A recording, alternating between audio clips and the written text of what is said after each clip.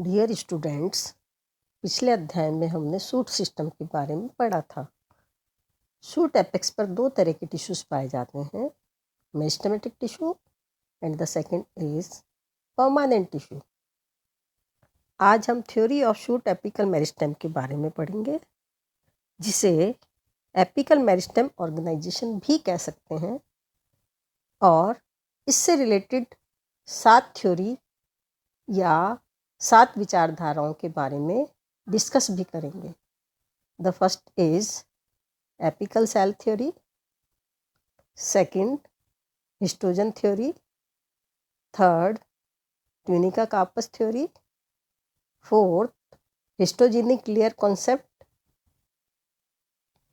Fifth mantle core theory, six French school concept, और जिसे any initial and meristem d attendant theory के नाम से भी जानते हैं, and the last is Newman concept, जिसे मॉडर्न थ्योरी भी कहा जाता है। जैसा कि आप जानते हैं, शूट एपिकल मेरिस्टेम या शूट का टर्मिनल पार्ट एम्ब्रियोनिक स्टेज में ही पाया जाता है, और ये एपिकल मेरिस्टेम एंजियोस्पर्मिक प्लांट्स में रूट, स्टेम, ब्रांचेस तथा ट्विग्स के एपिकल पोर्शन पर पाया जाता है। इस एपिकल पोर्शन को हम ग्रोइंग पॉइंट भी कहते हैं, और इस ग्रोइंग पॉइंट की एक्टिविटी से प्लांट्स लंबाई में वृद्धि करते हैं, यानी कि प्लांट की लेंथ के लिए एपिकल मेरिस्टेम रिस्पॉन्सिबल होता है, और इस एपिकल मेरिस्टेम की सक्रियता से ही primary body of plants develop होते हैं। आमतौर पर shoot terminal portion leaf initial cell के जस्ट ऊपर पाया जाता है। इस क्षेत्र की कोशिकाएं निरंतर डिवाइड करती रहती हैं और स्टेम का प्राइमरी कॉम्पोजिशन बनाती हैं। इस ग्रोइंग पॉइंट की आकृति व साइज डिफरेंट स्पीसीज में डिफरेंट होता है। फॉर एग्जाम्पल, ग्रासेस में इसका व्यास या डायमीटर 90 म्यू, डाइकोट प्लांट्स में 130 to 200 म्यू, बनाना या केले में लगभग 280 म्यू तथा पान या पाइपर बिटल में ये लगभग 500 to 800 म्यू तक होता है। डाइकोट और मोनोकोट प्लांट्स के अलावा अन्य वैस्कुलर प्लांट्स के शूट के प्राइमरी पार्ट्स में भी वैस्कुलराइजेशन ऑफ प्राइमरी शूट इसी मेरिस्टेम की एक्टिविटी या सक्रियता के कारण संभव हो पाता है। जैसा कि मैंने आपको बताया, बहुत सारे बॉटनिस्ट ने मेरिस्टेमेटिक सेल्स के फंक्शन सिस्टम की व्याख्या करने के लिए या इसकी सक्रियता या एक्टिविटी को समझने के लिए बहुत सारे व्यूज़ या मत प्रस्तुत किए हैं। इसमें से सबसे पहले हम पढ़ेंगे apical cell theory. Apical cell theory में जिस प्रकार एल्गी, ब्रायोफाइट्स और लोअर प्लांट्स में सिंगल एपिकल सेल पाई जाती है, और इस सिंगल एपिकल सेल की सक्रियता से या उसकी एक्टिविटी से पूरी प्लांट बॉडी का निर्माण होता है और डिफ्रेंशिएशन होता है। इसी तथ्य को ध्यान में रख के हॉफमिस्टर इन 1857 ने एपिकल सेल थ्योरी का सिद्धांत दिया था, और इसी सिद्धांत की विस्तृत व्याख्या नागेली इन 1858 के द्वारा प्रस्तुत की गई। नागेली के अनुसार एक्टिव रूप से डिवाइड करने वाली जो सेल्स है वो मेरिस्टेम कहलाती है, तथा प्लांट बॉडी या इसका एपिकल पार्ट केवल एक सिंगल मेरिस्टेमेटिक सेल्स के द्वारा ही निर्मित होता है, और इस एपिकल सेल से निर्मित अन्य कोशिकाएं आगे चलकर प्लांट्स के डिफरेंट पार्ट्स यानी कि डिफरेंट ऑर्गन्स का निर्माण करती है और डिफ्रेंशिएशन करने का कार्य भी करती है। इसी सिद्धांत के अनुसार एडवांस या हायर प्लांट्स में, फॉर एग्जांपल जिम्नोस्पर्म, एंजियोस्पर्म, इनमें भी प्लांट बॉडी में स्टेम का एपेक्स केवल एक सिंगल सेल के द्वारा ही होता है, यानी कि ग्रोइंग पॉइंट सिंगल सेल के रूप में ही होता है और इस सिंगल सेल्स के 2 और 3 फेसेस पाए जाते हैं और इसी 2 और 3 फेसेस पर सेल्स डिवाइड करके प्राइमरी परमानेंट टिश्यूज का निर्माण करती हैं। हालांकि इस सिद्धांत के आधार पर एल्गी व ब्रायोफाइट्स में मेरिस्टेम्स की एक्टिविटी को समझाया जा सकता है, लेकिन जो बहुत ज़्यादा एडवांस प्लांट्स हैं या विशालकाय प्लांट्स हैं, उनके एपेक्स को समझाने के लिए ये सिद्धांत उपयुक्त नहीं है। Such a single cell occurs in algae and majority of bryophytes and pteridophytes. A single apical cell was also believed to be a presence in seed plant. इस डायग्राम में सिंगल एपिकल सेल दिखाई गई है जिसके 2 और 3 faces हैं, जो कि लेप्टोस्पोरेंजिएट फॉर्म में भी पाई जाती है। इसके अलावा ये डायग्राम ये भी शो करता है कि सिंगल एपिकल सेल के 2 और 3 फेसेस जो है ये डिवाइड करके प्लांट की प्राइमरी बॉडी को बनाने का कार्य भी करते हैं। And next is histogenic layer theory. Histogenic layer theory को समझाने से पहले मैं आपको हिस्टोजन थ्योरी और ट्यूनिका कार्पस थ्योरी के बारे में बताना चाहती हूँ। हिस्टोजन थ्योरी, इस थ्योरी की अवधारणा जर्मन साइंटिस्ट हैंस्टीन ने 1868 में प्रस्तुत की थी, जो कि विभिन्न प्लांट्स के रूट्स और स्टेम्स के एपेक्स के स्ट्रक्चर्स को समझाती है। इस सिद्धांत के अनुसार रूट और शूट के एपेक्स पार्ट पर पाई जाने वाली जो मेरिस्टेमेटिक सेल्स है वो 3 लेयर्स या 3 परतों में डिफ्रेंशिएट होती है। ये लेयर्स टिश्यू एरिया के विभिन्न प्रकार के टिश्यूज सिस्टम को बनाने का या निर्माण करने का कार्य करते हैं, अतः इन्हें हिस्टोजन या टिश्यू बिल्डर्स भी कहा जाता है। सामान्यतः पौधों में 3 प्रकार के हिस्टोजन्स लेयर्स पाई जाती है। फर्स्ट लेयर डर्मेटोजन कहलाती है, जिसे त्वचाजन भी कहते हैं, और ये dermatogen layer outer most epidermis के लिए रिस्पॉन्सिबल होती है। यह सबसे बाहरी यूनिसीरिएट थिक सिंगल लेयर सेल्स के रूप में होती है और इसके सेल्स एंटीक्लाइनल रूप से डिवाइड करती है और सिंगल लेयर एपिडर्मिस बनाती है। Second layer is called as periblem, जिसे वल्कुट जंद भी कहते हैं। पेरिब्लेम का निर्माण करने वाली मेरिस्टेमेटिक्स लेयर को पेरिब्लेम कहा जाता है और ये क्षेत्र डर्मेटोजन यानी कि एपिडर्मिस के जस्ट नीचे पाया जाता है। ऊपरी सिरे पर यह केवल एक पंक्ति के रूप में होता है या सिंगल सेल थिकनेस के रूप में होता है, लेकिन नीचे की ओर ये मल्टी लेयर्ड या बहुस्तरीय हो जाता है और इसके द्वारा निर्मित सभी प्रकार के टिश्यूज आपस में मिलकर ग्राउंड टिश्यू सिस्टम का विकास करते हैं।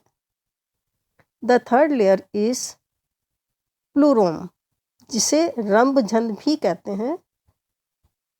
स्टील अर्थात मेन रूप से वैस्कुलर टिश्यू या वैस्कुलर सिस्टम, पिथ या पेरिफेरी का निर्माण करने वाली जो मेरिस्टेमेटिक सेल्स होती हैं या हिस्टोजन सेल्स होती हैं, उन्हें ही हम प्लूरोम कहते हैं।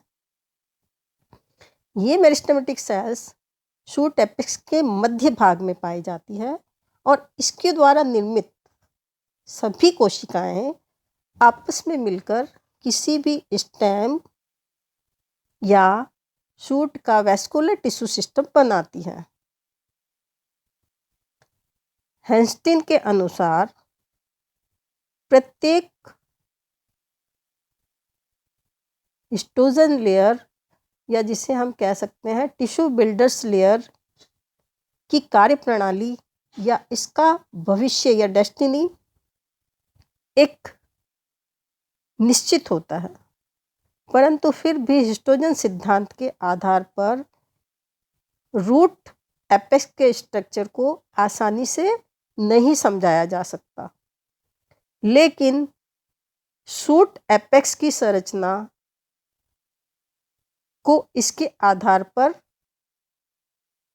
कुछ समझाया जा सकता है।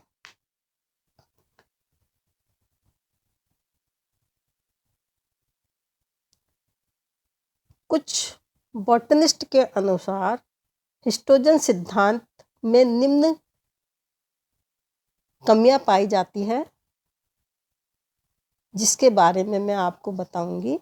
नंबर 1, जितने भी वैस्कुलर प्लांट्स हैं, विशेष करके एंजियोस्पर्मिक प्लांट में शूट एपेक्स में 3 लेयर्स पाई जाती है, अर्थात डर्मेटोजन, पेरिब्लेम और प्लूरोम स्पष्ट डिफ्रेंशिएट नहीं होते। Second,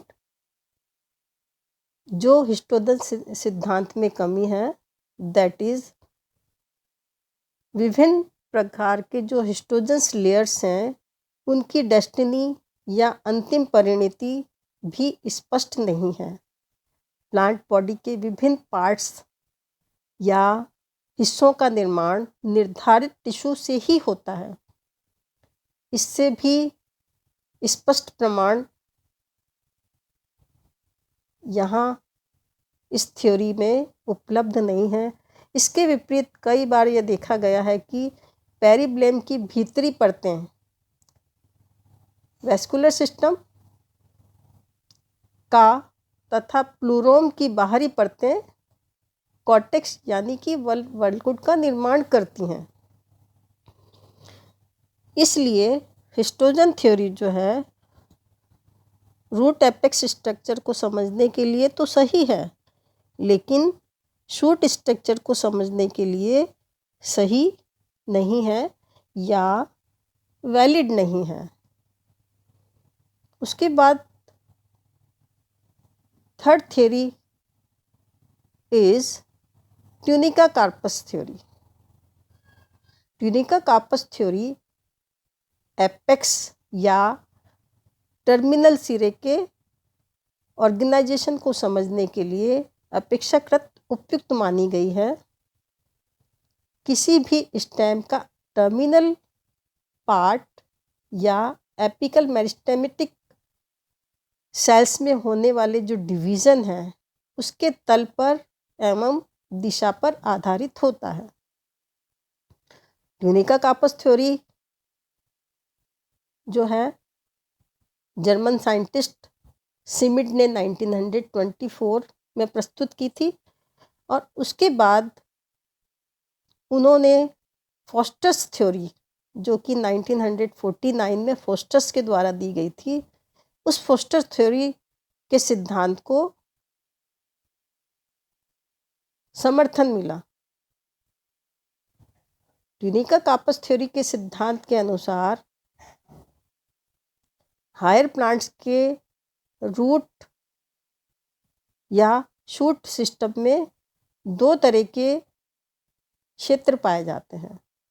number 1 tunica and second carpus.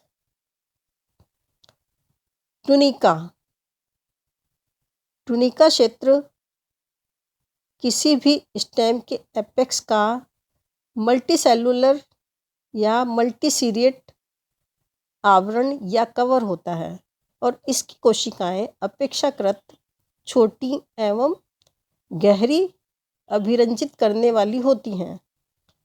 यही नहीं, कोशिका केवल एंटीक्लाइनल रूप से डिवाइड करती हैं और शूट एपेक्स के बाहरी स्तर के क्षेत्रफल में वृद्धि भी करती हैं। ट्यूनिका की सबसे बाहरी सेल या सबसे बाहरी पंक्ति एपिडर्मिस बनाती है। यदि एक से अधिक परतें उपस्थित हो तो ये कॉर्टेक्स टिश्यू या लीफ इनिशियल्स का भी निर्माण करती हैं। ट्यूनिका की परतों के द्वारा ढका हुआ केंद्रीय कोशिका का जो ग्रुप है या समूह है वो कार्पस या पिंड कहलाता है। इसकी कोशिकाएं भी विभिन्न तलों में विभाजित होती हैं और इस कार्पस या पिंड की कोशिकाएं अपेक्षाकृत लार्ज साइज की होती हैं या बड़ी होती हैं और इन कोशिकाओं की एक्टिविटी से या उसकी सक्रियता से प्लांट बॉडी के भीतरी टिश्यू जैसे कि ग्राउंड टिश्यू सिस्टम है, वैस्कुलर टिश्यू सिस्टम, इनका विकास होता है। ये कोशिकाएं प्लांट बॉडी की मोटाई यानी कि थिकनेस या जिसे हम कह सकते हैं मास एवं आयतन में वृद्धि के लिए रिस्पॉन्सिबल होती है। वैसे तो ट्यूनिका कार्पस लेयर्स अधिकांशतः पौधों में सुस्पष्ट या वेल डिफाइंड होती हैं, लेकिन कुछ एग्जाम्पल्स में मेरिस्टेमेटिक क्षेत्रों में सीमाएं इसकी स्पष्ट नहीं होती। ट्यूनिका की सबसे बाहरी जो लेयर्स होती हैं वो एपिडर्मिस तथा इसकी भीतरी सेल्स एवं संपूर्ण कार्पस लेयर्स से अन्य टिश्यू क्षेत्र जैसे कि कॉर्टेक्स, वैस्कुलर टिश्यू और पित्त का निर्माण होता है। कहने का मतलब यह है कि ट्यूनिका एपिडर्मिस का पोर्शन बनाती है और किसी भी शूट के अंदर सेंट्रल वाला जो पोर्शन है ये कार्पस या पिंड जिसमें कि वल्कुट, वैस्कुलर टिश्यू और पित्त पाए जाते हैं वो पोर्शन बनाते हैं। बॉटनिस्ट के अनुसार अपेक्षाकृत ये जो थ्योरीज है यानी कि ट्यूनिका कार्पस थ्योरीज जो है ये एक तरह की फ्लेक्सिबल थ्योरी है जिसमें विभिन्न प्रकार के मेरिस्टेमेटिक क्षेत्र की अंतिम परिणति या उसकी जो डेस्टिनी है उसके बारे में स्पष्ट नहीं किया गया है। फिर भी इसकी जो फ्लेक्सिबिलिटी है वो ही इसका सबसे मजबूत या स्ट्रॉन्ग पहलू कहा जा सकता है। उसके बाद रिवर्स जो साइंटिस्ट हैं उन्होंने 1942 में और फॉस्टर साइंटिस्ट ने 1949 में ट्यूनिका कार्पस थ्योरी के लचीलेपन या फ्लेक्सिबिलिटी के लिए बहुत सारे तथ्य प्रस्तुत किए गए हैं। पहला तथ्य उन्होंने ये बताया कि विभिन्न प्लांट प्रजातियों में ट्यूनिका परत में सेल्स पंक्तियों में पर्याप्त डेविएशंस पाए जाते हैं या विविधता पाई जाती है। मौसम में बदलाव के कारण ट्यूनिका परत में कोशिकाओं की पंक्तियों की संख्या भी परिवर्तित होती है। रिवर्स ने 1942 में बताया कि जब मौसम में बदलाव होता है तो मौसम में बदलाव के कारण एक विशेष प्रक्रिया पौधों में दिखाई देती है जिसे घटना अंतराल आवर्तिता कहते हैं। सेकंड तथ्य जो कि रिवर्स और फॉस्टर्स ने प्रस्तुत किया वो ये था कि ट्यूनिका एवं कार्पस लेयर्स के बीच सीमा रेखा सुस्पष्ट नहीं होती। अनेक बार तो ये भी देखा गया है कि एक ही प्लांट प्रजाति में ये अलग अलग समय पर अलग अलग हो सकती हैं। कुछ एग्जाम्पल्स में ये भी देखा गया है कि दोनों क्षेत्रों के बीच स्पष्ट डिफ्रेंशिएशन और सीमा रेखा नहीं पाई जाती है। ये भी अनुमान लगाना मुश्किल होता है कि ट्यूनिका परत कहाँ ख़त्म होती है और कार्पस परत कहाँ से चालू होती है। इसलिए ट्यूनिका कार्पस थ्योरी जो है वो शूट एपेक्स के लिए कुछ हद तक तो सही है, बाकी सही नहीं है। अब हम फोर्थ थ्योरी के बारे में पढ़ेंगे, histogenic layer concept. Histogenic layer concept theory को हम नेक्स्ट चैप्टर में पढ़ेंगे।